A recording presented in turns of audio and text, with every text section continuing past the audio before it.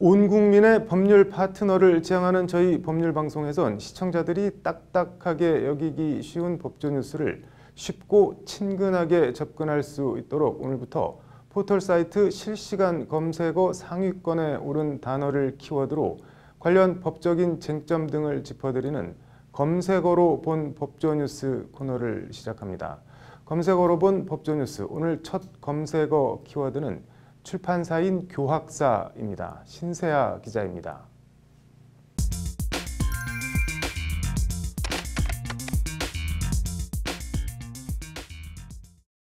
오늘 포털 사이트엔 오전부터 하루 종일 도서출판 교학사가 실시간 검색어 순위 1, 2위에서 엎치락 뒤치락했습니다.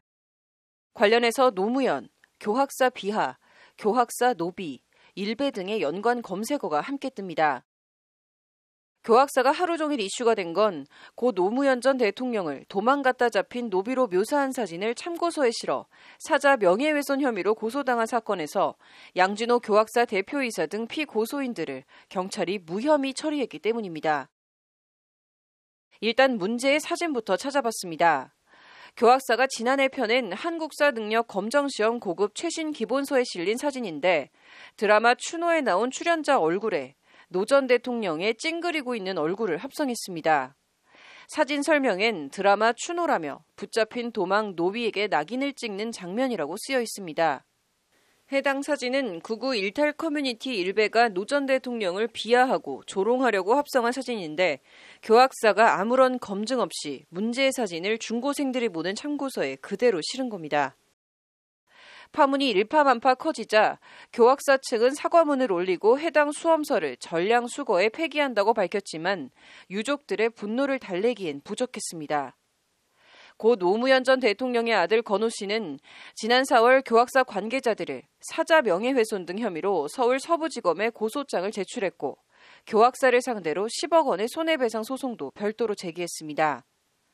형사 고소 사건은 서울 마포경찰서에서 맡았는데 마포경찰서는 오늘 혐의 없음 결론으로 사건을 검찰에 송치했고 이런 사실이 알려지면서 네티즌들 사이에 갑론을박이 벌어지며 이슈가 된 것입니다.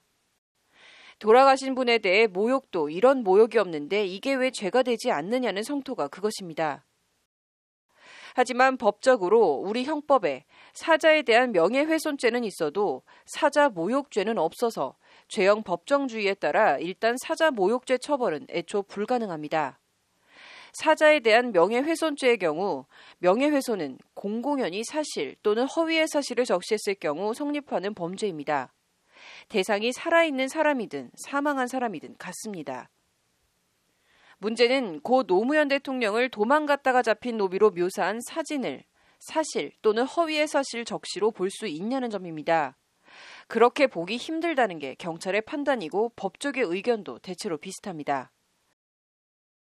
고 노무현 전 대통령을 노비로 묘사했는데 그게 왜 허위의 사실 적시가 아니냐고 생각할 수도 있지만 해당 사진은 노무현 전 대통령이 노비였다는 허위 사실에 대한 진술이 아니라 이 노비 같은 놈 정도의 비하와 조롱의 표현이어서 허위 사실 적시에 해당하지 않는다는 게 변호사들의 설명입니다. 대법원도 명예훼손에 있어 사실에 대해 과거 또는 현재의 사실관계에 관한 보고 내지 진술을 의미하는 것으로 그 내용이 증거에 의한 입증이 가능한 것이라고 정의하고 있습니다.